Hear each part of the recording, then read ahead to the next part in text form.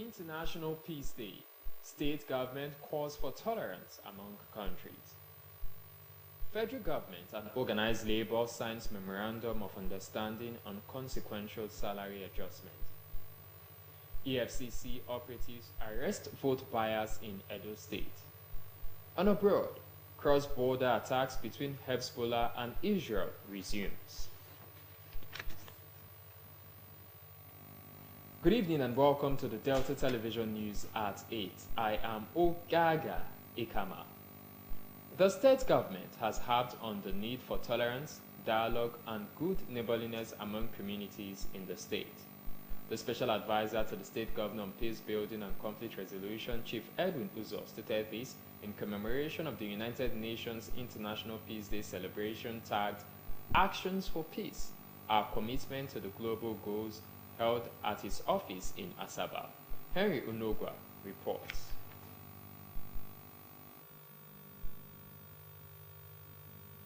Chief Uzo said the International Peace Day is an annual event observed September 21 to strengthen the ideals of peace through observing non-violent coexistence and enjoined communities to remain tolerant of each other's differences, which was vital to global peace and harmony.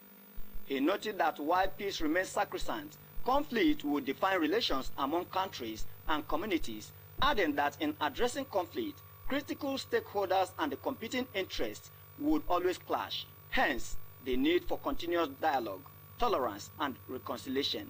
Chief Uzo noted that this year, 2024, denotes a significant milestone in the execution of the Sustainable Development Goals, SDGs, and the Summit, aimed to foster a peaceful, just, and inclusive society devoid of fear and violence, adding that the body would only achieve success by engaging stakeholders in peace-building process. Happy Day of Peace offers participants a wide array of activities which can be embarked upon to mark and commemorate the day. There are interactive workshops where participants can grasp the nuance of each of the 17 Sustainable Development Goals, SDGs, and their relevance to fostering peace. They also learn how they can play a part in actualizing these objectives. Chief Uzo said that violence in some communities, such as Okwoma and Ukoloba, where men of the Nigerian army lost their lives with properties worth millions of naira destroyed in both communities, several people were also displaced. He lauded Governor Sheriff Oborewori for ensuring that peace was restored to both communities, adding that efforts were being made to rehabilitate the people and restore damaged facilities, and advised residents to engage in dialogue and reconciliation in managing conflicts. The government has started restructuring the place. They started building schools. We started building hospitals and a kind of big hostel that it will take off. And on an individual basis, some people have skeletally put some temporary structures. Some people are there now, but majority of people are in IDP camp. And government is ensuring that they're being fed, they're being taken care of. The peace-building boss encouraged everyone to be champions of peace in their various communities and display unconditional kindness to their neighbors and others, as unity would foster global peace. The International Peace Day, IDP, was established in 1981 by the United Nations General Assembly and observed all over the world. Henry Onogwa reporting. The federal government and the organized labor have signed a Memorandum of Understanding MOU on consequential salary adjustments. This was after the Committee on Consequential Salary Adjustments set up by the President Bola Tinubu administration, arising from the New Minimum Wage Act 2024, concluded its assignment. Speaking after signing the MOU, the head of the Civil Service of the Federation, Mrs. Didi Walsinjak, who is also the chairman of the committee, commended members for the painstaking effort they put in the assignment. Mrs. Walsinjak noted that all the members considered the MOU and had all signed copies, concluding the exercise with handing over copies to representatives on both sides. She described the assignment as the shortest and most peaceful negotiations thus far, adding that a signed copy of the MOU would now be forwarded to the federal government for further action. The national chairman of the Joint Negotiating Council, Comrade Benjamin Anthony, representing the Trade Union Congress, commended the head of the Civil Service of the Federation and expressed satisfaction with the committee's work done. The federal government has signed a Memorandum of Understanding MOU with the builders of the Ajaokuta steel plant, Messrs. Yafrom Mexport, for the rehabilitation, completion and operation of the plant and the National Iron Ore Mining Company. The Minister of Steel Development, Mr. Shaibu Audu, signed the agreement on behalf of the government in Moscow. A statement by Ministry's spokesperson, Mr. Salamotu Jibaniya, said the MOU was signed when Mr. Audu led a Nigerian delegation to Moscow, Russia from September 14 to 21, adding that the Nigerian delegation also inspected the facilities of Mr. Novostar M, located in Balakovo in the Saratov region of Russia. Novostar M and Proforce Manufacturing Limited, described as members of Yafromexport's consortium, were also involved in the MOU. Mr. Audu said the deal is a bold step towards creating a sustainable base for the industrialization of Nigeria's economy. The permanent secretary of the ministry, Mr. Chris Isokunwu, said the Nigerian government is committed to revamping the Jaokuta steel plant and Newcom. The Russian consortium, the general director of Messrs. TPE, Mr. Egorov Antolivech, and the group managing director of Proforce Manufacturing, Mr. Adetokunbo Ogundeyi, assured the Nigerian team of their dedication to the project due to its critical role in the overall economic development of the West African nation. They said the full implementation of the MOU would facilitate the revival of the plant and Nyoko and would create over 500,000 direct and indirect jobs for Nigerians, and said for the provision of an enabling environment by the government. The Ajaokuta Integrated Steel Complex, conceived in 1979, was developed to establish a metallurgical process plant alongside an engineering complex and various auxiliary facilities, but the facility, which remained moribund for decades, is yet to produce a single sheet of steel due to corruption. Had assured Nigerians that the steel company will begin production and end the import of steel, hence the visit by Messrs. TPE experts to the steel plant and the iron ore mining site at Itakpe for preliminary inspections in August, leading to the invitation for the MOU's signing. The operatives of the Economic and Financial Crimes Commission, EFCC, have arrested some suspected vote buyers at Edo State in the ongoing Edo governorship election. They were arrested in Egro local government area of the state during the Edo governorship election. The EFCC officials left the location with 3 suspects, 2 males and a female. Some residents kicked against the arrest, insisting that they were being victimized. The EFCC had said it was deploying operatives to monitor the election, vowing to maintain the integrity of the exercise. Meanwhile, the Nigerian Police Force has arrested 2 political thugs in its efforts to curb electoral violence in Edo State. A statement by the Force Public Relations Officer, Force Headquarters, Abuja, ACP Olumuyiwa Adejobi, listed those arrested as Edwin Obano, 43-year-old, and Audu Tajuddin, a 41-year-old PDP member from Ugbogbo Quarters, Igara Akoko, Edo.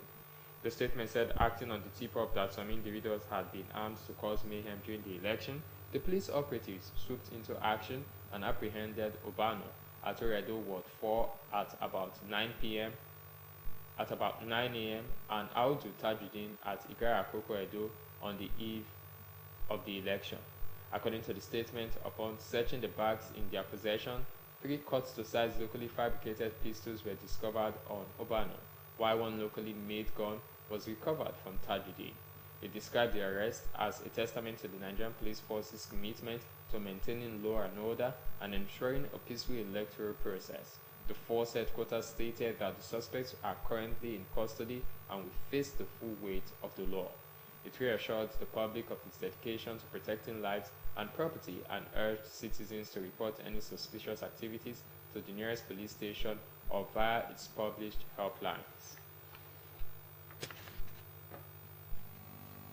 The Chief of Defense Staff CDS General Christopher Musa has said the armed forces and other security agencies are committed to restoring peace in the country. General Musa stated this at the regimental dinner night in honor of the passing out cadets of the 71 regular course, Direct Short Service Course 28 Army and 32 Air Force of the Nigerian Defense Academy in Kaduna. General Musa, who was the special guest of honor, said the regimental dinner night was an important military tradition, adding that it afforded the passing out cadets the opportunity to meet and interact with senior serving and retired military officers in a relaxed social setting. General Musa reminded them that the armed forces of Nigeria expected much from them in terms of regimentation and charged the passing out cadets to build the regimental attitudes that would distinguish them among their peers. The CDS noted that the training they had undergone in the academy was in sync with a new paradigm which would enable them to take up leadership positions and responsibility as military officers. He charged them to prepare to go through harder hurdles after their graduation to enable them to lead men effectively and courageously in the theaters of operations. The Nigerian Army has announced that the selection board for Short Service Combatant Course 48-2025 will hold from October 14, 2024. The Army disclosed that the exercise will hold at the Nigerian Defense Academy, Old Site, Kaduna State. According to the statement, shortlisted candidates are to report on 14 October 2024 between 8 a.m. to 11 a.m. It added that candidates who arrive after 11 a.m. on 14 October 2024 will be disqualified. Still to come on the news, cross-border attacks between Hezbollah and Israel resumes. Details of this and more coming up shortly.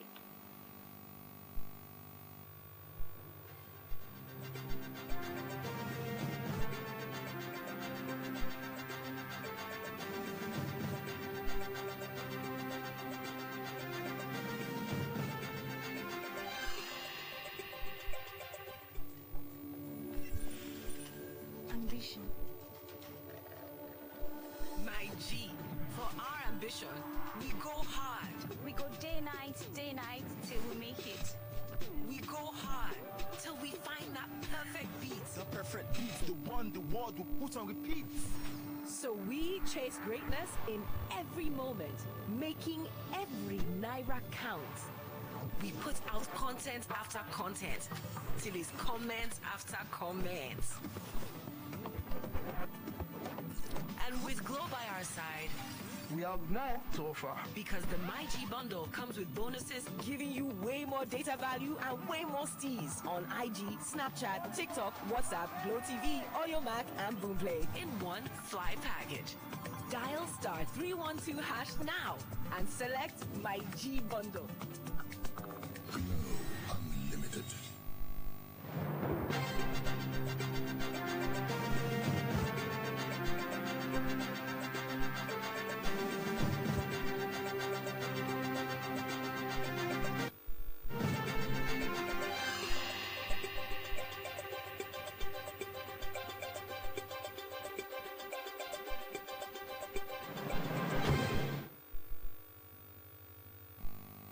Welcome back.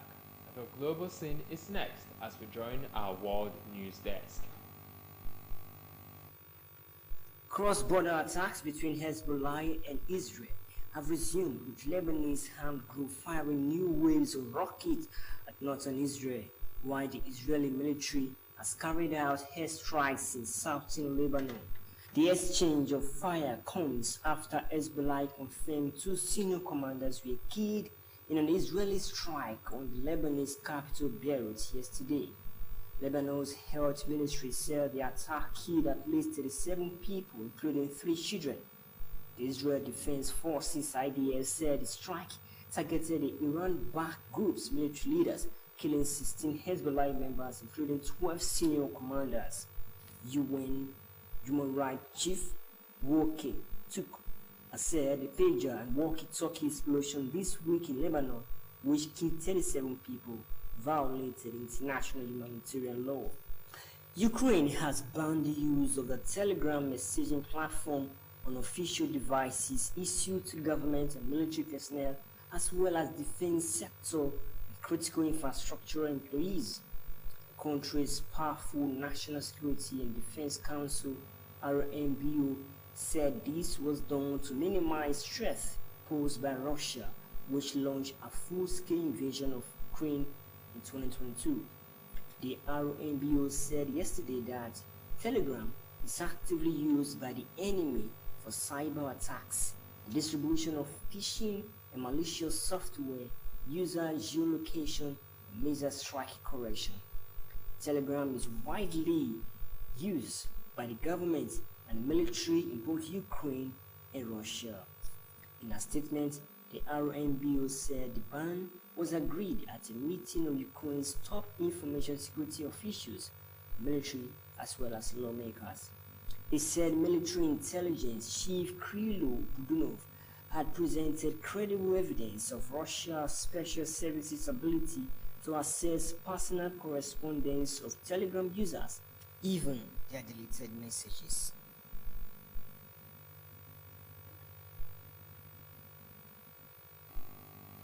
Also from the foreign scene, at least 3 people have been killed and 49 injured in a train collision in Egypt.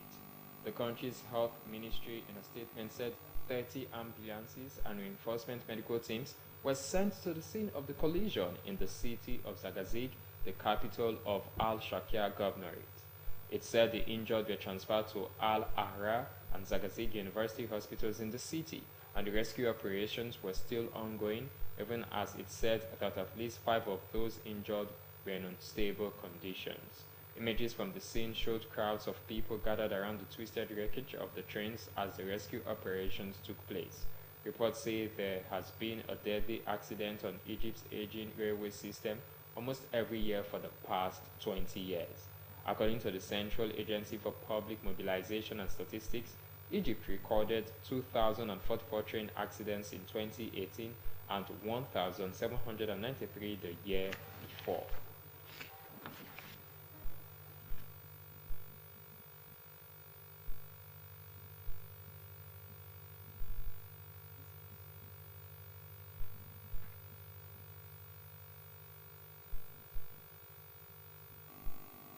President Bola Tinubu has celebrated his wife Oluremi Tinubu on her 64th birthday.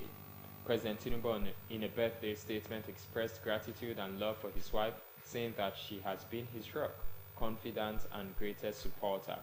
He described her as an embodiment of kindness and wisdom, compassionate and generous, adding that her dedication inspired millions of Nigerians, especially the young women who look up to her as their first lady. President Tinubu wished her well in her future endeavor.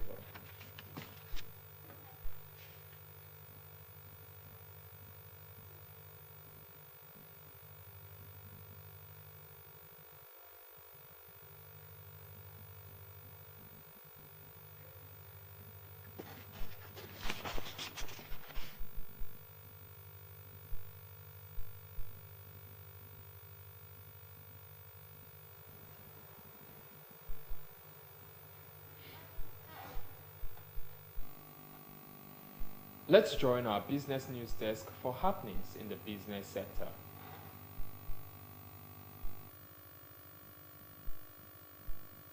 The federal government has commenced discussion with the North African country Libya for a gas pipeline construction project between both countries. This was hinted by the Minister of Petroleum Gas, Ekperipe Ebo, while meeting with the Libya's Minister of Oil, Dr. Khalifa Abdullah Sadiq, on the sidelines of the Gas Tech Exhibition and Conference 2024 holding in Houston, USA.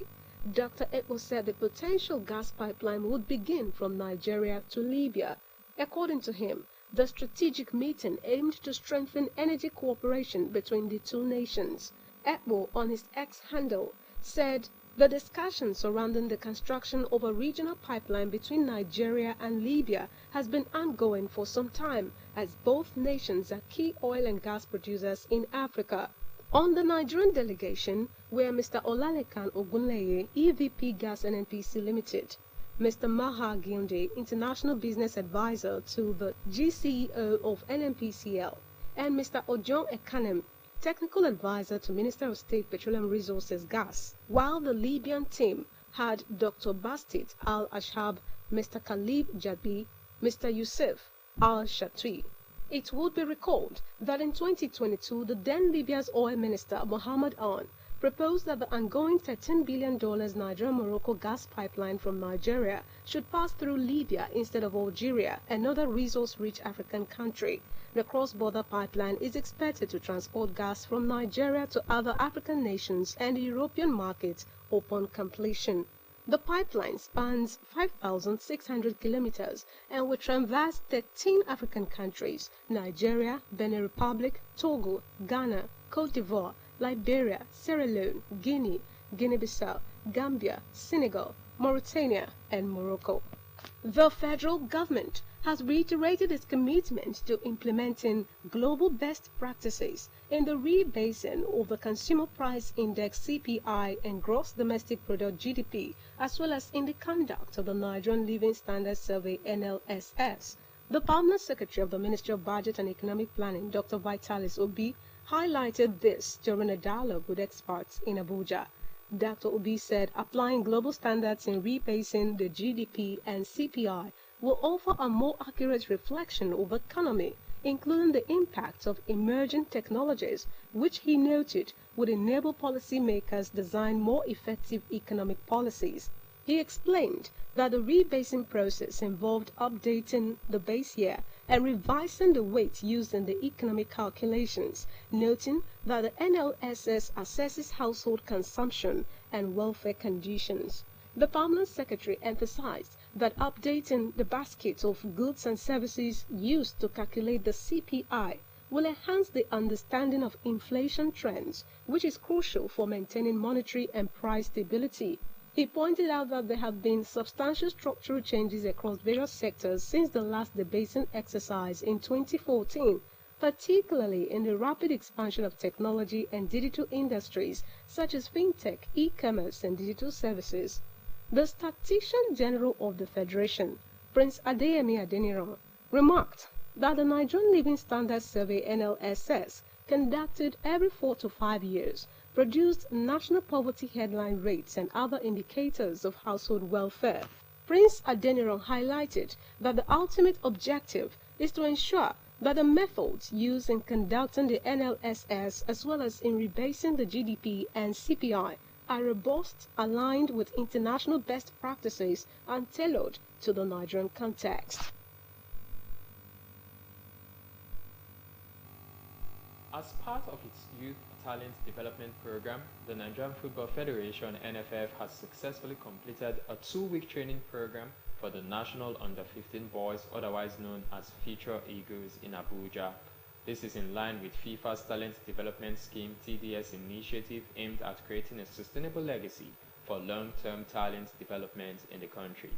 Head of TDS delegation in Nigeria, Mr. Nasiru Jibril, a former Nigerian international, said the program is a welcome development which will serve as a pathway for every child within the ages of 12 to 15 to showcase themselves and be discovered, with the main goal of the TDS project being to help raise the standards of national team football around the world for both men and women, which is driven by FIFA's desire for a long-term dedication to global talent development.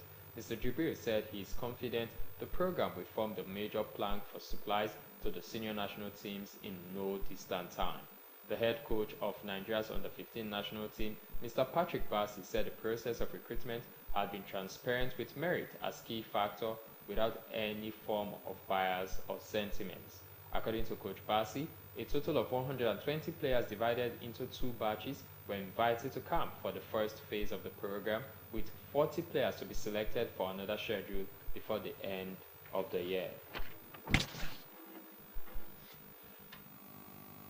Lagos State coach for athletes with disabilities, Mrs. Kosara Fagbemi, has predicted that all the athletes she took to Asaba, the state capital, for the 8th National Youth Games will soon become international stars for Nigeria. Although only one of her 4 athletes got medals at the just-ended Games in Asaba, Ms. Fagbemi insisted that they all showed great potential in their respective events. The coach handles shot put, javelin, discus, but it was only in 2 of the 3 events that her protege won a gold and silver medal, but she stressed how important it was in her maiden outing as a coach. She said it was her first time of coming to the competition as a coach with 4 athletes, but only one won a gold and silver medal. Coach Fagbemi then shot a look into the future and expressed hope that all her athletes will win medals when next they go out for a competition.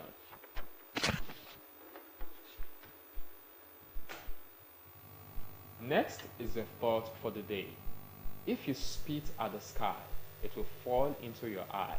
Be careful how you treat others.